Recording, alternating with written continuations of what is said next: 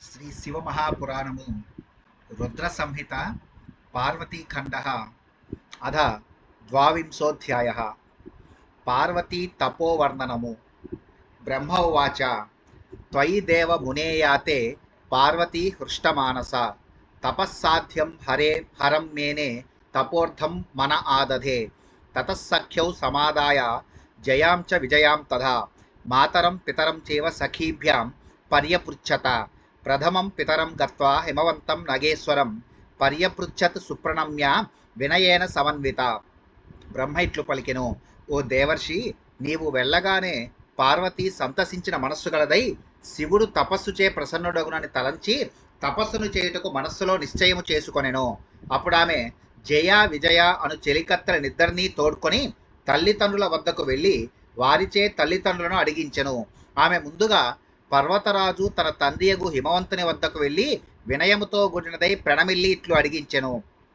సఖ్యా ఊచతు హిమవన్ శ్రూయతాం పుత్రీ వచనం కథ్యతే అధునా సా స్వయం చేవ దేహస్య రూపస్యాపి తథా పునః భవతో హి కులస్యాస్య సాఫల్యం కర్తుమిచ్చతి తపస్సా సాధనీయోసౌ నాణ్యథా దృష్టిం వ్రజేత్ తస్మాచ్చ పర్వతశ్రేష్ఠ దేయా ఆజ్ఞా భవతా అధునా తపఃకరోతు గిరిజావనం గత్వేతి సాదరం. సకురాన్రిద్దరూ ఇట్లు పలికిరి, ఓ హిమవంతుడా, నీ కుమార్తె మనసులో మాటను ఇప్పుడు మేము చెప్పెదము. ఆమె తన దేహమునకు సౌందర్యమునకు మరియు నీ కులమునకు సార్థక్యమును కలిగింపగోరుచున్నది. ఈ శివుడు తపస్సునకు మాత్రమే లొంగును, తపస్సు చేయనిచో ఆయన దర్శనము నీయడు. ఓ పర్వతరాజా, కావున నీవిప్పుడు అనుమతినిమ్ము. పార్వతిని ప్రేమపూర్వకమగు ఆజ్ఞను బడసి అడవికి వెళ్ళి తపస్సును చేయునుగాక. బ్రహ్మవాచ ఇత్యేవం చ తదా పృష్ట సఖీభ్యాం మునిసత్తమ పార్వత్యా సువిచార్యాధ గిరిరాజో బ్రవీద్విదం. బ్రహ్మ ఇట్లు పలికెను, ఓ మహర్షి, పార్వతి యొక్క సకురాన్నిద్దరూ ఈ తీరున కోరగా అప్పుడు ఆ పర్వతరాజు చక్కగా ఆలోచించి ఇట్లు పలికెను. హిమాలయ వాచ మహ్యం చ రోచతేత్యర్థం మేనాయై రుచ్యతాం పునః యథేదం భవితవ్యం చ కిమతః పరముత్తమం సాఫల్యం తు మదీయస్య కులస్య చ న సంశయః మాత్రే తు రుచ్యతే చేద్వై తతః శుభతరం ను కిం. హిమవంతుడు ఇట్లు పలికెను, ఈ ప్రస్తావము నాకు సమ్మతమే, కానీ మేనకకు సమ్మతము కావలయును గదా. భవిష్యత్తులో ఇటులనే జరిగినచో ఇంతకంటే ఇత్తమమగు విషయమేమి గలదు. ఈమె తపస్సు చేసినచో నా కులము మగుననుటలో సందేహము లేదు. కావున ఈమె తల్లికి సమ్మతమైనచో అంతకంటే గొప్ప శుభము మరి ఏది గలదు. బ్రహ్మ ఉవాచ ఇత్యేవం వచనం పిత్ర ప్రోక్తం శ్రుత్వాతు తే తదా జగ్మతుర్మాతరం సఖ్యౌ తదాజ్ఞప్తే తయా సహ గత్వాతు మాతరం తస్యాః పార్వత్యాస్తే చ నారద సుప్రణమ్య కరౌ బద్ధ్వా ఊచతుర్వచనం ఆదరాత్. బ్రహ్మ ఇట్లు పలికెను, హిమవంతుని ఈ మాటలను విని ఆ సకురాన్నిద్దరూ ఆమెతో కూడి తల్లి అనుమతిని పొందుటకై ఆమె వద్దకు వెళ్ళిరి. ఓ నారద, వారిద్దరూ పార్వతి యొక్క తల్లి వద్దకు వెళ్ళి ఆమెకు చేతులు జోడించి నమస్కరించి ఆదరముతో నిట్లనిరి.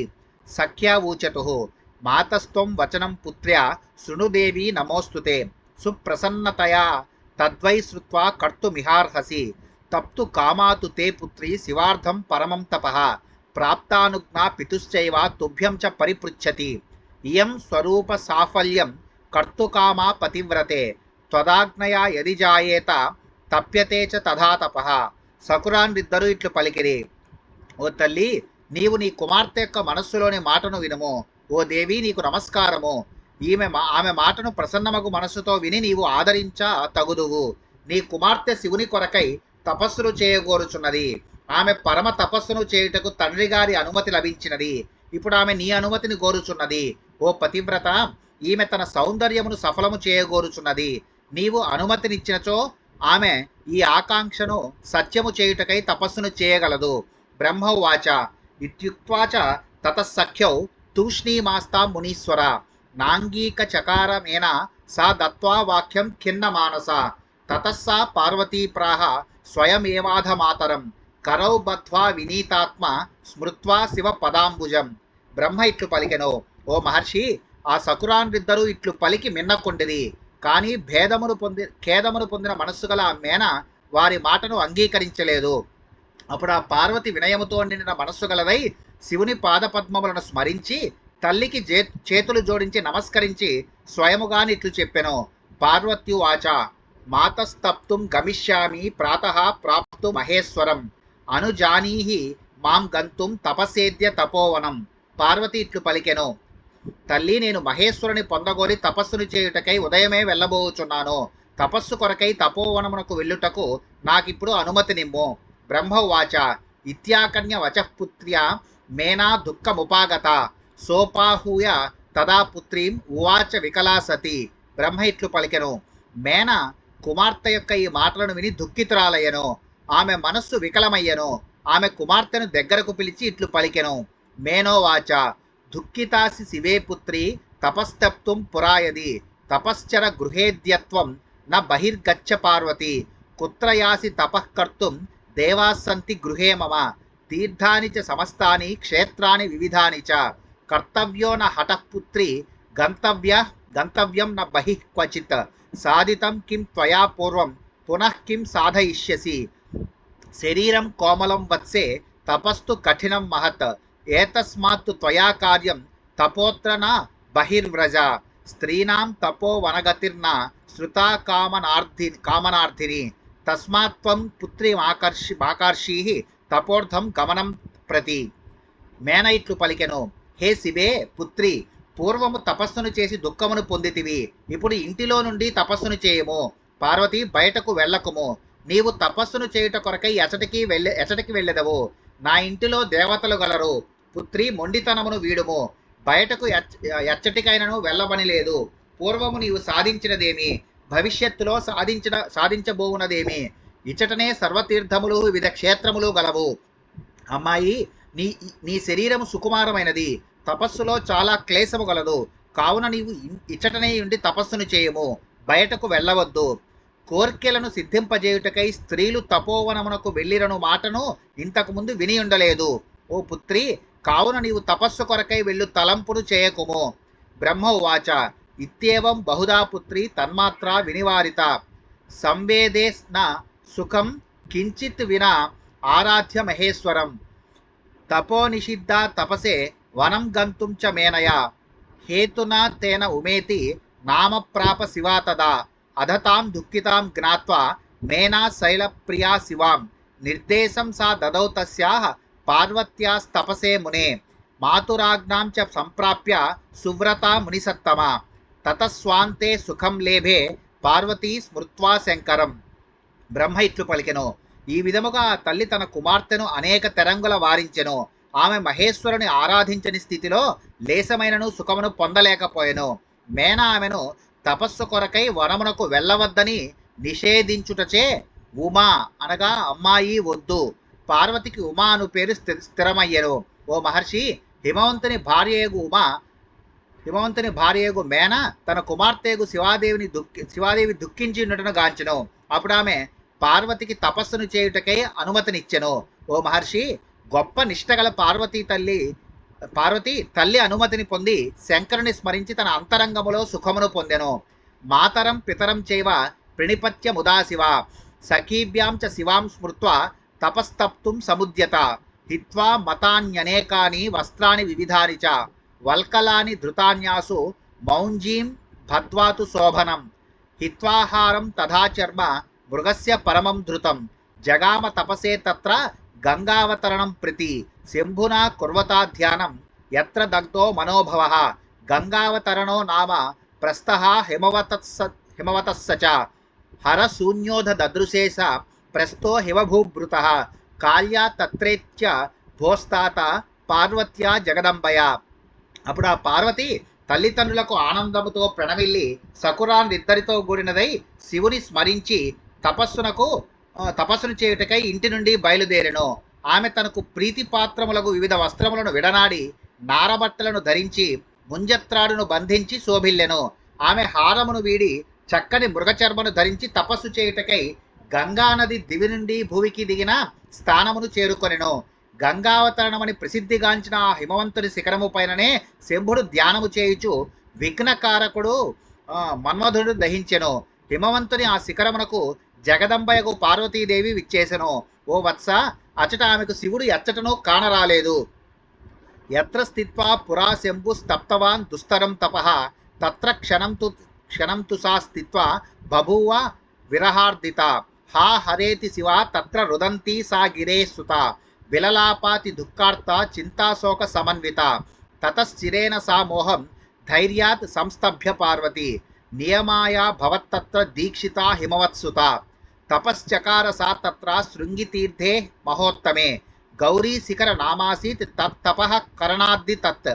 ఏ స్థలములో పూర్వము శంభుడు కూర్చుండి ఘోరమగు తపస్సును ఆచరించినాడో అదే స్థలమునందు ఆమె క్షణకాలము నిలుచుండి విరహముచే దుఃఖితురాలయ్యను. ఆ పార్వతీదేవి చింతాశోకములతో నిండిన మనస్సు గలదై మిక్కిలి దుఃఖితురాలై అచట హా హరా అని బిగ్గరగా రోదించెను. తరువాత చాలాసేపటికి ఆ పార్వతీదేవి ధైర్యము వహించి మోహమును వీడి తపో నియమములను ఆరంభించుటకై దీక్షను గైకొనెను. పర్వత పవిత్ర తీర్థముకు ఆ శిఖరమునందు ఆమె తపస్సును చేసెను. ఆమె తపస్సును చేయుటచే ఆ శిఖరమునకు గౌరీ శిఖరమను పేరు వచ్చినది. సుందరాశ్చ ద్రుమాస్తత్ర పవిత్రాః శివయామునే ఆరోపితాః పరీక్షార్థం తపసః ఫలభాగినః భూమి శుద్ధిం తతః కృత్వా వేదీం సుందరీం తథా తపః సమారబ్ధం మునీనామపి దుష్కరం విగృహ్య మనసా సర్వాణీంద్రియాణి సహాసుసా సముపస్థానికే తత్ర చకార పరమం తపః. ఓ మహర్షి, తపస్సును చేయు కాలము యొక్క గణన కొరకై ఆమె అచట సుందరమైనవి పవిత్రమైనవి పండ్లను ఇచ్చినవి అగు వృక్షములను పాతెను. సుందరియగు ఆ శివాదేవి అచట భూమిని శుద్ధి చేసి వేదికను నిర్మించి తర్వాత మునులకైనా చేయశక్యము గాని కఠిన తపస్సు చేయుటను ఆరంభించెను. ఆమె వెనువెంటనే మనస్సును ఇతర ఇంద్రియములనన్నింటినీ నిగ్రహించి శివుడు తపస్సు చేసిన స్థానమునకు సమీపములో గొప్ప తపస్సును చేసెను. గ్రీష్మే చ పరితో వహ్నిం ప్రజ్వలంతం దివానిశం కృత్వా తస్థౌ చ తన్మధ్యే సతతం జపతి మనుం సతతం చైవ వర్షాసు స్థండిలే సుస్థిరాసన శిలాపృష్ఠే చ సంసిక్త బభూవ జలధారయ. గ్రీష్మకాలంలో చుట్టూ అగ్ని ప్రజ్వలించుచుండగా ఆమె మధ్యలో కూర్చుండి రాత్రింబగళ్ళు నిరంతరముగా మంత్రమును జపించెను. వర్షాకాలమునందు ఆమె వేదికపై స్థిరముగా ఆసనములో కూర్చుండి లేదా రాయిపై కూర్చుండి నిరంతరముగా జపము చేయుచుండగా ఆమెపై జలధారలు వర్షించెడివి. సీతే జలాంతరే సస్వత్ తస్థౌ సా భక్తి తత్పర అనాహార అభవత్ తత్ర నిహారేషు నిశాసు చ ఏవం తపః ప్రకుర్వాణ పంచాక్షర జపేరత దధ్యౌ శివం తత్ర సర్వకామ ఫలప్రదం స్వారోపితాన్ శుభాన్ వృక్షాన్ సఖీభిః సించతి ముదా ప్రత్యహం సావకాశేస తత్రాతిథ్యమకల్పయత్ వాతస్సేవ తథా సీత వృష్టిశ్చ వివిధా తథా దుస్సహోపి తథా ఘర్మస్తయా సేహే శుచిత్తయా. భక్తియందు తత్పరురాలైన ఆ పార్వతి ఆహారము లేనిదై శీతాకాలములో మంచు కురియు రాత్రులందు కూడా నీటి మధ్యలో నిరంతరముగా నిలబడి తపస్సును చేసెను. ఈ విధముగా శివాదేవి పంచాక్షరీ జపమునందు నిమగ్నురాలై తపస్సు చేయుచు సర్వ కామనలను ఫలములను ఇచ్చు శివుని ధ్యానించెను. ఆమె ప్రతిదినము సకురాండ్రతో కూడి తాను పాతిన శుభకరమగు వృక్షములకు నీరు పోసిడిది. ఆమె అచట అతిథులకు ఆనందముతో స్వాగత సత్కారములనిచ్చెడిది. దృఢమగు చిత్తము గల పార్వతి సహింప సఖ్యముగాని గాలిని చలిని వర్షమును మరియు ఎండలను ఇట్టి వివిధ వాతావరణములను సహించెను. దుఃఖం చ వివిధం తత్ర గణితం న తయాగతం కేవలం మనః ఆదాయ శివే సాసీత్ స్థితామునే ప్రథమం ఫలభోగేన ద్వితీయం పర్ణభోజనై తపః ప్రకుర్వతీ దేవి క్రమాన్నిన్యేయతా సమాహ. ఆమె తనకు సంప్రాప్తమైన వివిధ దుఃఖములను లెక్క చేయలేదు. ఓ మహర్షి, ఆమె మనస్సును శివుని యందు మాత్రమే లగ్నము చేసి నిర్వికారముగా నుండెను. ఆ దేవి ముందు ఫలములను ఆ తర్వాత పత్రములను భుజించి తపస్సు చేసెను. ఆమె ఇట్లు వరుసగా అనేక సంవత్సరములను తపస్సుతో గడిపెను.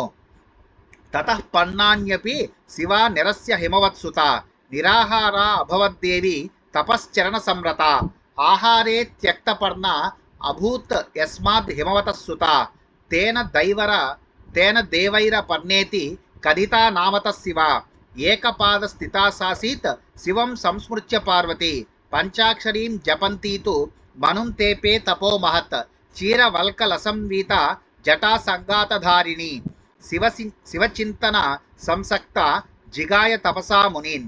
పర్వతపుత్రియగు ఆ శివాదేవి తరువాత పత్రములను కూడా విడనాడి ఆహారమును భుజించకుండగానే తపస్సును చేయుటలో నిమగ్నమాయను. ఆమె పత్రములను కూడా భుజించుట మానివేసినది గనుక ఆ పార్వతీదేవికి దేవతలు అపర్ణ అను పేరును ఇచ్చిరి. ఆ పార్వతి ఒంటి కాలిపై నిలబడి శివుని స్మరిస్తూ పంచాక్షర మంత్రమును జపిస్తూ గొప్ప తపస్సును చేసెను. నారబట్టలను ధరించిన ఆమె యొక్క కేశములు జడలు గట్టినవి. శివుని ఆరాధించుట యందు లగ్నమైన మనస్సు గల ఆ దేవి తపస్సును చేయుటలో మునులను కూడా జయించెను.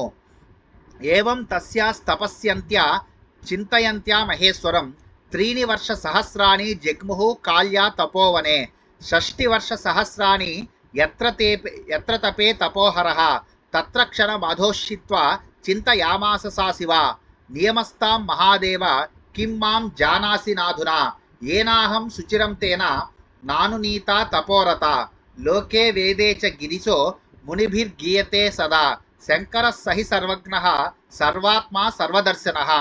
ఈ విధముగా ఆ కాళి మహేశ్వరుని ధ్యానిస్తూ తపోవనములో తపస్సును చేయుచుండగా 3000 సంవత్సరములు గడిచిపోయినవి. ఏ స్థానములో శివుడు 60,000 సంవత్సరములు తపస్సు చేసినో అదే స్థానమునందు ఆ పార్వతి కొంతసేపు కూర్చుండి ఇట్లు తలపోసెను. ఓ మహాదేవా, నేను చిరకాలము నుండి తపస్సును చేయుచున్నాను, నీవు నన్ను అనుగ్రహించలేదు. నేనీ నియమములో ఉన్నాను అను విషయము నీకు ఇంతవరకు తెలియదా ఏమి? లోకములోని భక్తులు, వేదములు మరియు మహర్షులు శంకరుడు గిరివాసి సర్వజ్ఞుడనియు సర్వుల ఆత్మరూపుడనియు సర్వసాక్షి అనియు సర్వదా కీర్తించుచుందురు. సర్వభూతి ప్రదో దేవ సర్వభావానుభావన భక్తాభీష్ట ప్రదో నిత్యం సర్వక్లేశ నివారణ సర్వకామాన్ పరిత్యజ్య యది చాహం వృషధ్వజే అనురక్త తదాసోత్ర సంప్రసీదతు శంకర యది నారదతం త్రోక్తో మంత్రో జప్త షడక్షర సుభక్త్యా విధినా సంప్రసీదతు శంకర యది భక్త్యా శివస్యాహం నిర్వికారా యథోదితం సర్వేశ్వరస్య చాత్యంతం సంప్రసీదతు శంకర ఏవం చింతయతి నిత్యం తేపేసా శుచిరం తపః అధోముఖి నిర్వికార జటా వల్కలధారిణి. ఆ దేవుడు సర్వ సంపదలనిచ్చువాడు, అందరి మనస్సులోని భావములు నెరుంగువాడు, నిత్యము భక్తుల కోర్కెల నీడేర్చి క్లేశములనన్నింటినీ తొలగించువాడు. నేను కోర్కెలనన్నింటినీ విడిచిపెట్టి శివుని యందు అనురాగము కలిగి ఉన్న దాననైనచో వృషభధ్వజునకు ఆ శంకరుడు నన్ను అనుగ్రహించుగాక. నారదుడు ఉపదేశించిన పంచాక్షరీ మంత్రమును నేను తంత్రపూర్వకముగా చక్కని భక్తితో యథావిధిగా ప్రతిదినము జపించి ఉన్నచో శంకరుడు ప్రసన్నుడగుగాక. నేను సర్వేశ్వరుడగు శివుని భక్తితో వికారములు లేని దాననై యథావిధిగా ఆరాధించి ఉన్నచో శంకరుడు ప్రసన్నుడగుగాక. ఆమె తలను వంచుకొని వికారములు లేనిదై జటలను నారబట్టలను ధరించి ఇట్లు నిత్యము తలపోయిచు చిరకాలము తపస్సును చేసెను.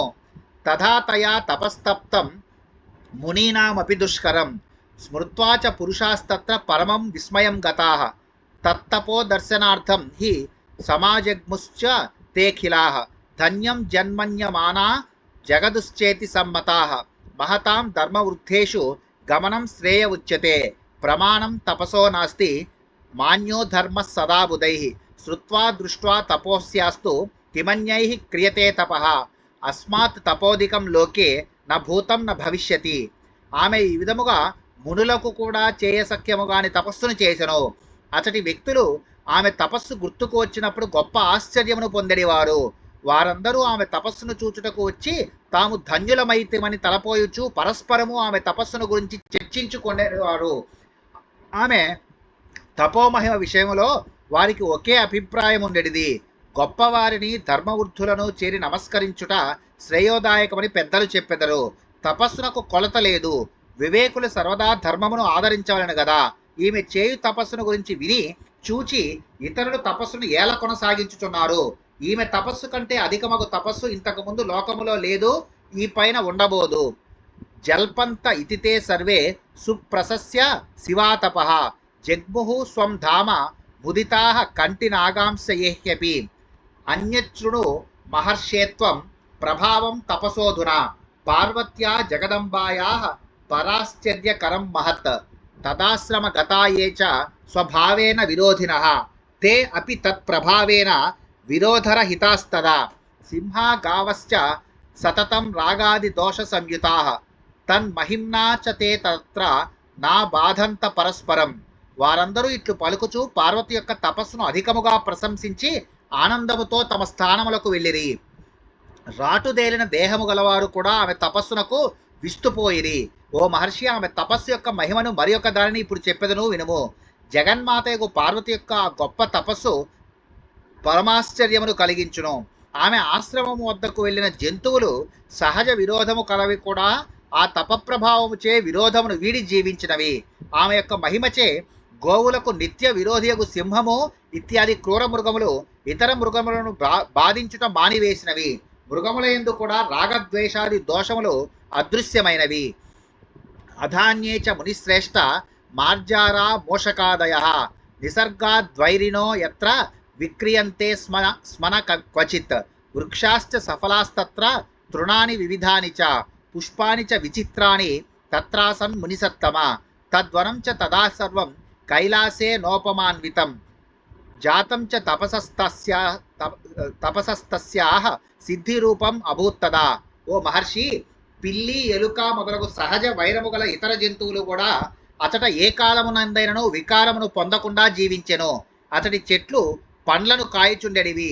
పశువులకు పచ్చగడ్డి సమృద్ధిగా నుండెను. రంగురంగుల పువ్వులతో ఆ స్థలము ప్రకాశించెను. ఓ మహర్షి, ఆ కాలములో ఆమె తపస్సు యొక్క సిద్ధియే వనరూపమును దాల్చినదా అన్నట్లు ఆ వనము అంతయు కైలాసమును బోలి ప్రకాశించెను. ఇది శ్రీ శివమహాపురాణే రుద్ర సంహితాయాం పార్వతీఖండే పార్వతీ తపోవర్ణనం నామ ద్వావింశోధ్యాయః. శ్రీ శివమహాపురాణంలోని రుద్ర సంహిత యందు పార్వతీఖండలో పార్వతీ తపోవర్ణనమనే 22వ అధ్యాయము ముగిసినది.